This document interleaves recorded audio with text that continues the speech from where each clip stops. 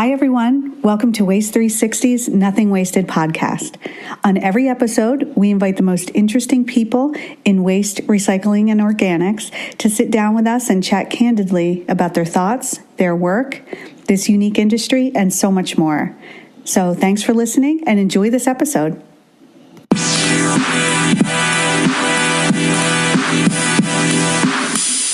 Hi, everyone. This is Liz Bothwell from Waste 360 with Bahr Thompson, author and founder of the brand consultancy 164th. Welcome, Ann, and thank you for being here. Oh, well, thank you for having me. We have so much to talk about, but at first, we would love to hear a little bit about your background and how you've come to embrace sustainability and corporate responsibility.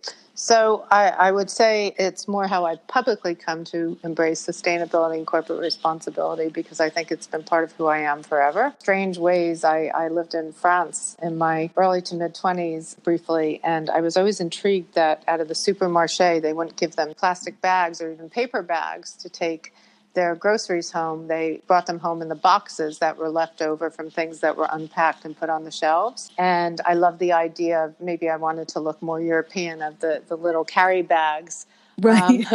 for your fruit and vegetables and that sort of things. So it's sort of just been something that I can't explain why I was attracted to from very early on. And when it became a public thing I started talking about as a result of research I was doing. So in 2011, I was conducting a trend study we had been conducting informally, a little bit more formally.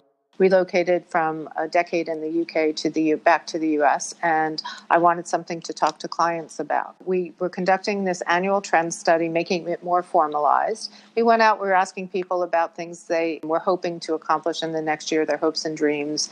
We also spoke to them about their fears and concerns for themselves, for their country. The study was done both in the US and the UK.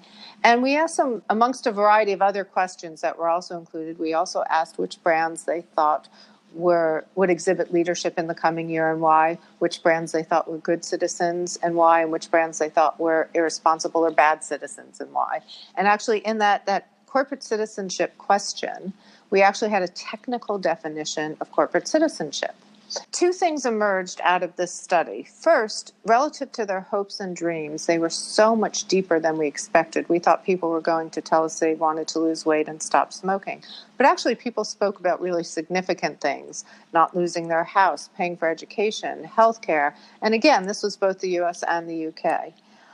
They also, in their fears and concerns, they had a lot of fears that government wasn't fixing problems, that politicians were not focused on actually resolving the issues in the world they wanted to see resolved. So on the one hand, they started telling us that they thought business was better suited to fix the world's problems than government. So that's one finding. And then almost an exact opposite to that, the brands they named as good corporate citizens were rather surprising. So if I asked you in 2011, if you can think back, what brand might you think would be the number one good corporate citizen? Oh, wow. 2011. Let me think. So it was another election year. Okay. And my head goes to Apple, but I think the iPhone had just come out a few years prior. So interesting you say that. Why would you say that it was a good corporate citizen? Well, I think Apple at the time completely came up with a new way to streamline lives. Well, you're in line with our audience. So we were expecting very different brands. We were expecting brands that you historically think of as being socially responsible. And Apple we expected it to be the number one leadership brand, but Apple was the number one good corporate citizen. And the reason why was because they changed the way and that I is important, communicate with people across the globe. They brought joy into my life by bringing music into it 24/7. Now, Apple was in the middle of a Foxconn scandal at the time for chips, and activists were really talking about how Apple was not socially responsible. So it was fascinating to us that they were the number one brand that was labeled as a good corporate citizen. The other brands that came up were Walmart in the US and Tesco in the UK as a parallel brand. Because of their pricing policy, I'm afforded a better lifestyle. Ah, okay. So this whole me proposition was sitting under the notion of corporate citizenship, and that was not what we were expecting. Now, 2,200 brands were named. So most of the studies where you see the brands that are listed as number one good citizen or leadership brand or something of that ilk are chosen typically from a pool that's been pre-selected or from brands being asked about. And you don't see this because of how it's reported. But we actually had a completely open-ended study and 2,200 brands were named.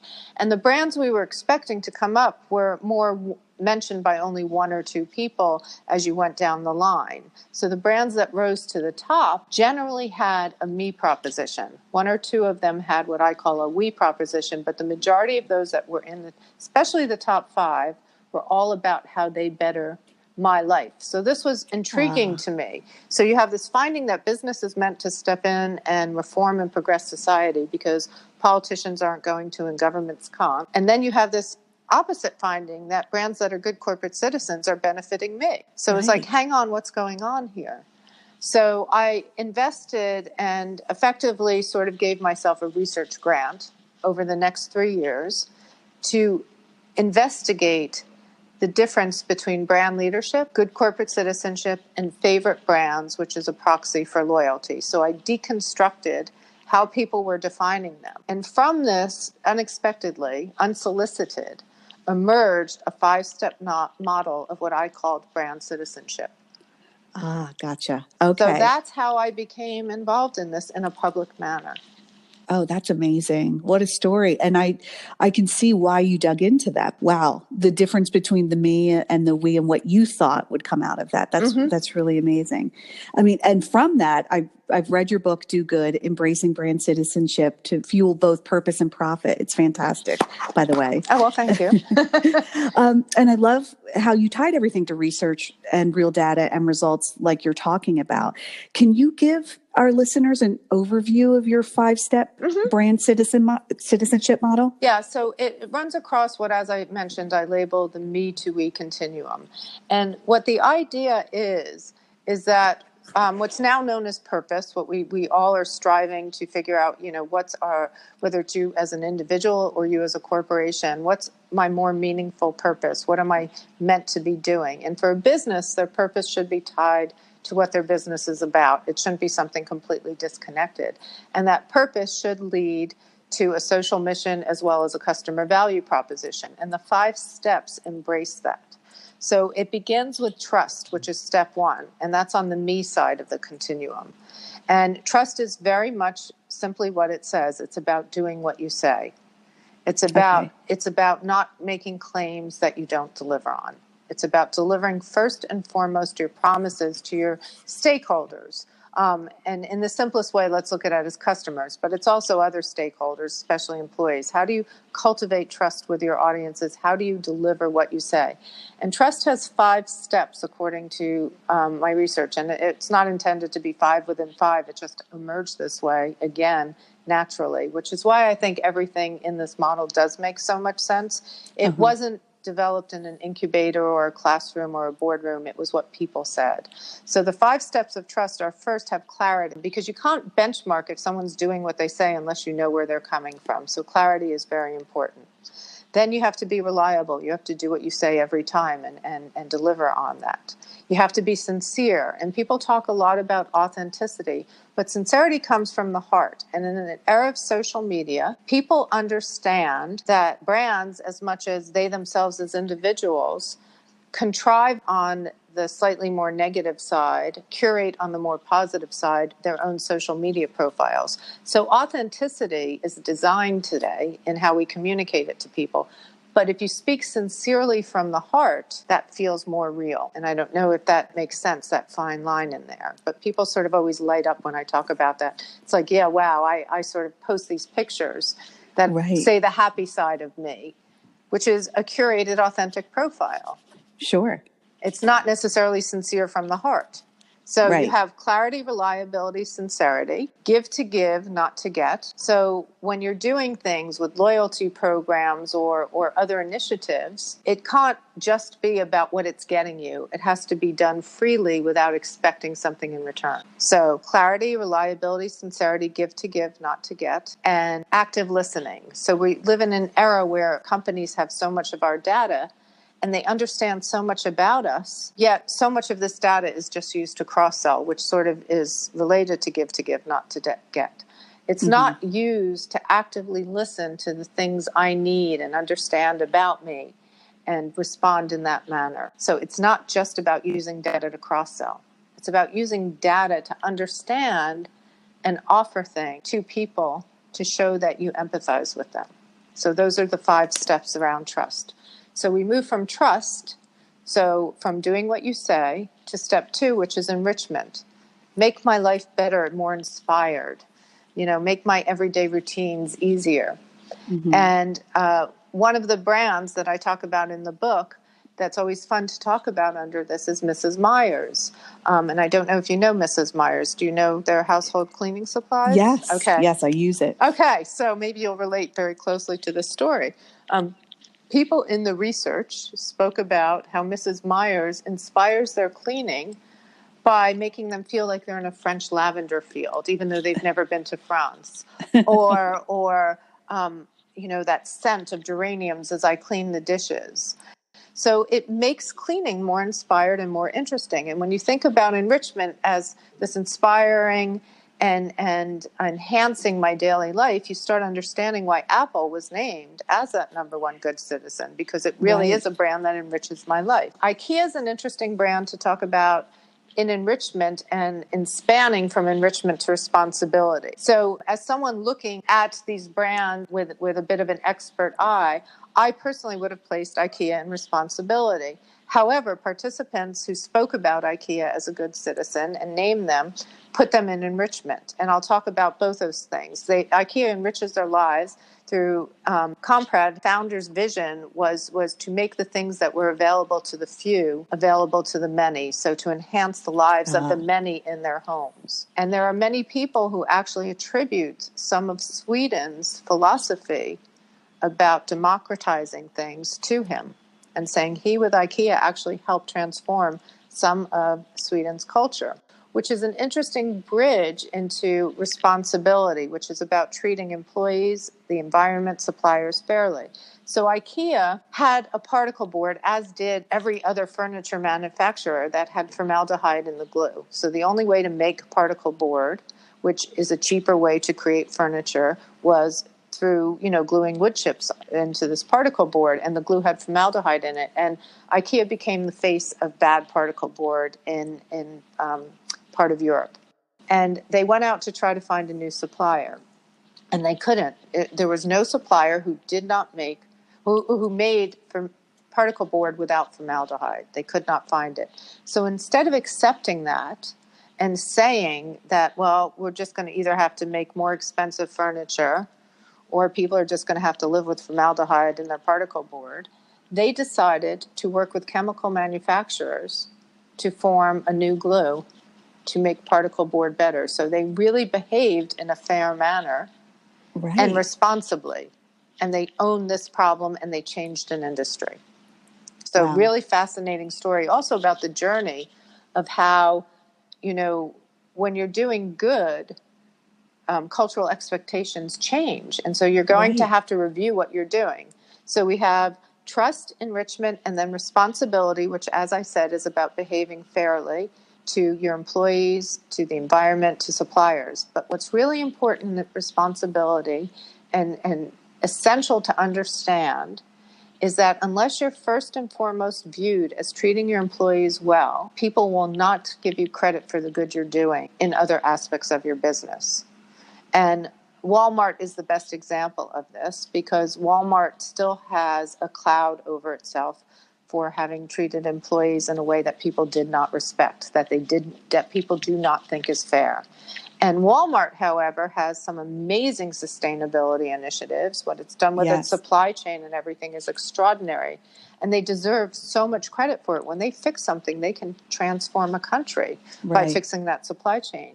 However, anytime I ever tweet anything good about Walmart, I still, to this day, have people, giving me backlash tweets and they're working very hard at trying to fix that. But if people perceive you as treating employees poorly, they will not give you credit. So you won't benefit as a business from the good you're doing in other spaces. So again, we now go from clarity, enrichment, responsibility. Step 4 is community, and it's about bringing people together through shared values. And this can be a B2B community. The Forest Stewardship Council brings businesses together who all care about how they source paper and paper products. And they help one another and they learn from one another in an environment created by the Forest Stewardship Council. Contribution step 5 is about bettering the world. And when I first started doing the research and the 5 steps were emerging, I thought every brand had to strategically end up to be a brand of contribution. And that's not true. Actually, a brand can be at any one of the 5 steps as long as it embodies the elements of all 5. So strategically, Apple is positioned at enrichment. And Apple can be considered a good citizen, a good brand citizen by people as it embodies all the other 5 steps and glides back and forth in how it operates. And contribution is very easy to think of in terms of social enterprise or businesses that have the one-for-one model. But actually, a regular mainstream business can move into a space of contribution. So Kenco Coffee, which is owned by Mondelez and is a brand of coffee in the UK, has an initiative called Coffee and Gang. And Honduras is every year ranked as either the number 1 or the number 2 country in terms of murder capitals of the world. And Honduran teenagers come to a point where they face a decision. They have to leave the country, join a gang, or be killed. And Kenco has given them a 4th option. 4th option is to apply for a scholarship and become a coffee grower. Now imagine if Kenco took this notion of contribution and brought in community and brought together other coffee brands who were in South America, let's say, or in Central America, side by side with Honduras, and used a wide range of NGOs and had everyone come together and expand coffee and gangs. You could transform continents. You really could. So that's how the 5 steps work. Okay. Oh, wow. Amazing. And how do you think technology has shaped our cultural narrative around brand responsibility and expectation? Well, for me, technology has changed the way we view putting things together. And I talk about this in the book. And I think it's what's enabled us to more and more believe and enabled especially a generation who have only grown up in technology to believe that we no longer live in an either or world. So we no longer live in a world of either profit or purpose. We live in a world of and how technology has changed our brains. And MIT and other higher order learning institutions have done lots of research into the reshaping of how we put information together. And so we're bringing things together, and people don't believe they should be sacrificing anymore. They believe they should be able to bring, love and money together. And purpose and profit. I like that, the and. And then do you think some of what you're seeing is being driven by younger generations who want to do good and only want to buy from brands they align with? I'm a little bit more skeptical that it's only being driven by younger generations. In my research, baby boomers want to leave a better legacy. Sure. And you look at some of the loudest business leaders out there who are promoting this, and they are baby boomers. I think millennials and Gen Z, which is emerging now, have a different viewpoint. They're not necessarily as willing to give up things as people think they are. In some ways, they want it all, and they want other people to do it for them, which is why aligning yourself with a business that's doing good has appeal to them, because they may not be necessarily volunteering all their time or giving up things, but if they buy products from a business that's bettering the world, by association, they're helping to better the world. And are you seeing a transition from companies that aren't just trying to look good, but that are actually doing good? You spoke a lot about that in your book. Yeah, so I'm concerned that we're constantly outing companies that actually are trying. I think we need to out companies that are purposefully behaving incorrectly, that purposefully are doing things they know are wrong and hiding it. But when you have companies like Levi's that are working really hard, and I don't talk about Levi's in the book, but Levi's often becomes a victim. Levi's is working really hard and has an amazing sustainability plan. It will be interesting to see what happens as it goes public, if this still is retained as deeply as it's been in its culture. But then you have people that, they have a proactive water plan that, they've been promoting and talking about because they've actually achieved a lot. If you read their sustainability plan and their goals, they actually also have very high ambitions to save energy. Yet who do activists go after about energy? Levi's. So Right. we sometimes need to reward companies more who are trying, because you can't change a system that's been in place for decades overnight. You wouldn't survive as a company. You do have to earn a profit to pay, your shareholders as a public company. But it doesn't mean you should sacrifice what you provide other stakeholders solely for the shareholder. It's about balancing. It's about creating a virtuous circle that feeds off itself and continually benefits others. As you earn more profit, you invest more into your employees, you invest more into better R&D, which in turn allows you to sell more product because you're doing, you're enhancing your products in the way your customers want. And as you sell more product and you earn more, you can then pay your shareholders more and also invest more. So we need to see it as a virtuous circle, and how companies that are working to change the system and working and doing their best to fix things one thing at a time, to still retain themselves and still be sustainable as a business, not just help sustain the environment, but still be sustainable in their responsibility as a business. We need to reward them a little bit more than constantly call them out. And again, I do need to emphasize that doesn't mean not calling out people who are really misbehaving. That's a good point. And so for our industry, packaging is a huge issue in the waste stream right now. It certainly is. Do you think big retailers will feel even more responsible for what they're putting into the world as more attention is put on sustainability and, air quotes, doing good in the world? Yeah. And to be honest, I think from a sustainability standpoint, as being a viable business, they have no choice. Right. How many supermarkets now are looking at their packaging? It just amazes me. And I guess because I see things from this holistic, consistent standpoint, from working from a single purpose that aligns you across the Me to We continuum, it always amazes me that organic fruit and vegetables is often harder to buy in single serve items, loosely packaged, than non-organic. Why is that? If I like organic, yes, I want to put healthy things in my body. I don't want to pollute the earth, but I don't want to buy a plastic package either. Businesses more and more have less of a choice to sustain themselves as a business. And I guess I don't think there's anything wrong if that's what the customer is motivating them. Why is that wrong? To me, that's fine. That's good. As long as it's happening, I don't care what the motivating force is. I just want to see it happen, and I want to see us progress. Truly, through my rose-colored glasses, I want business executives all to be doing it because they believe it's the right thing to do. Right. And each time, as I said, one company does something better, the bar gets raised. And what's considered the norm and what's considered better shifts. So each time one company does something better, other people have to align with that. And then guess what? They all have to do even better than that. Right. That's true. That's how we progress. That's how we innovate. That's how we continue to fulfill increasingly demanding customer needs. So, I believe retail businesses are going to have no choice but to look at packaging. There's a lot of startup cosmetic companies that are about just add water, or we're experimenting right now. And it's important. I posted today on social media that marine plastic pollution is costing the world up to $2.5 trillion a year in economic and social damage. That figure is enough to make people pause and start thinking, hang on, what we have to really think about this plastic issue more. Definitely. I mean, that's alarming. And it is enough, like you said, it's a concrete number and it will make people think. Absolutely. And I hope more people see my tweet. I hope so too. And I know you've also tweeted in the past, because plastics is another big challenge right now. Mm-hmm. And we're all dealing with that, especially in the waste and recycling stream.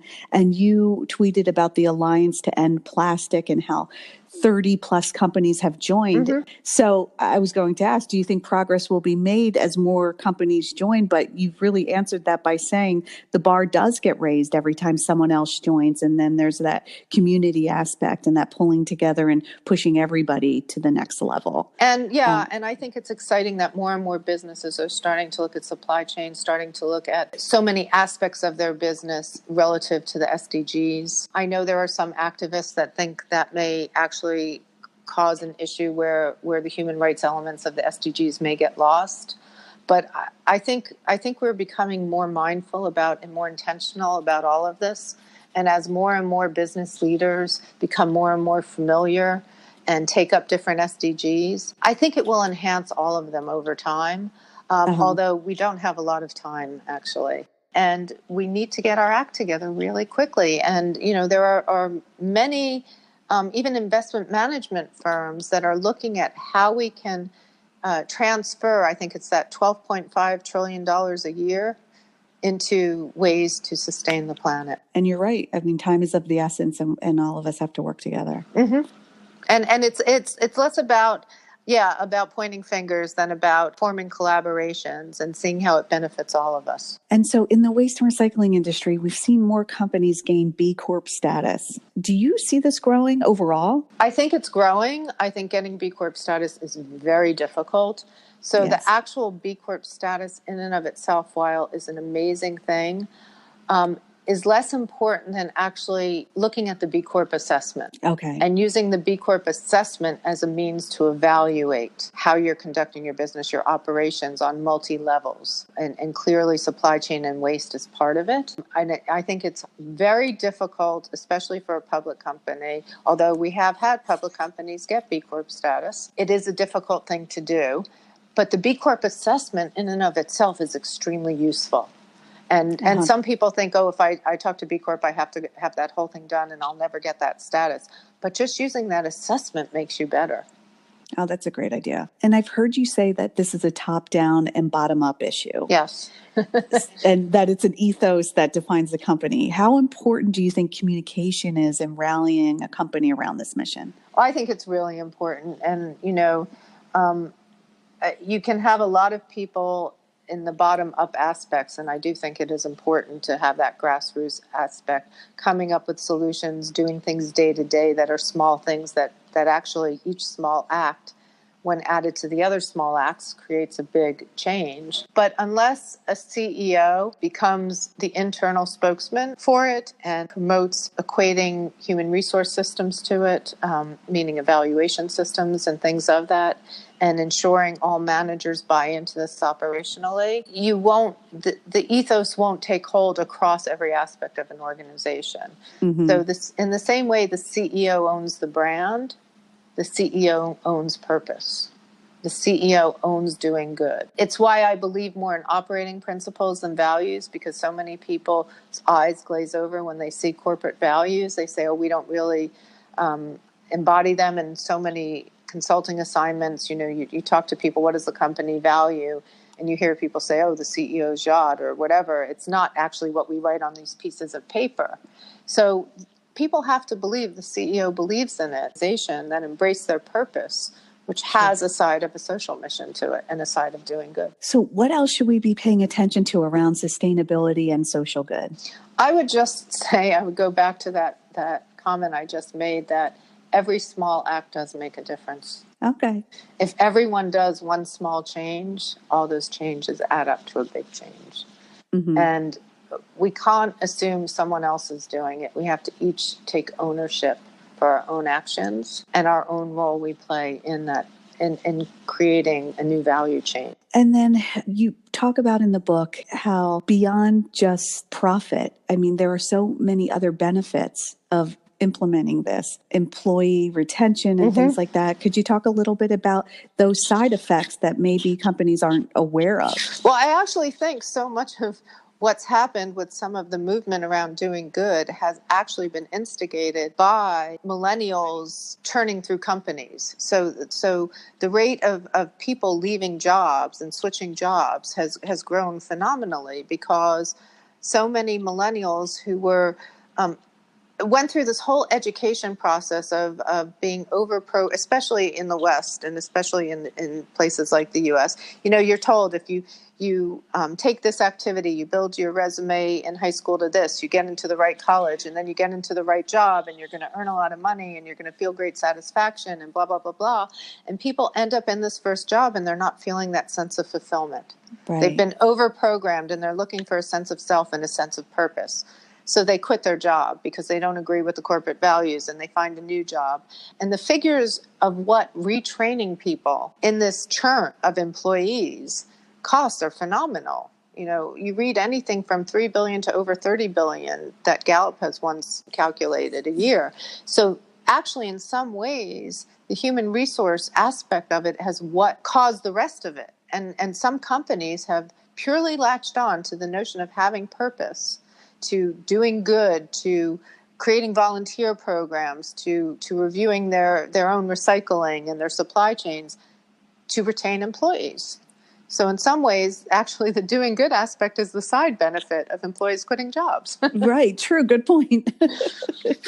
And then what advice would you give to professionals who want to do more, better, and affect change? So I would say, again, from your desk, figure out the small ways you can do things. Okay. Don't be shy about putting a proposal forth to your manager. Don't just complain about something. Actually create a solution that you propose. Propose a way to fix it and change it. I like that. Be solutions oriented, right? And then you might get people's attention more than saying, oh, we're not recycling, we're not doing this. Show them how you could go do it. Be creative in your own way, and actually being creative in that and innovating in that small way will bring you greater job satisfaction because you'll be impacting your company in a way that might be outside your job, but that brings you personal satisfaction. And so what's next for you? I see that you've aligned yourself with a new organization. I have. So I'm moving into, I'm working with an organization called Synergos, which is a nonprofit and a social enterprise that has actual programs that brings together people in collaborations to solve complex problems, most often related to poverty. And I'm now in charge of the philanthropy team, which works both with very active, engaged philanthropists who want to personally be involved in how their money is creating impact on issues they care about, as well as I see a vision in the shift in philanthropy. Impact investing is becoming big, and I think the lines that divide individual philanthropy and corporate philanthropy are going to fade over time because the collaborative aspect of solving problems is going to grow. And so I'm really excited about getting more involved in bringing together individuals and organizations in ways they haven't been brought together before to collaborate to solve problems, because as you all said, we're all in this together. Oh, that's fantastic. Now, how can listeners hear more from you, and where can they buy your book? My book is readily available on Amazon. Oh, great. Excellent.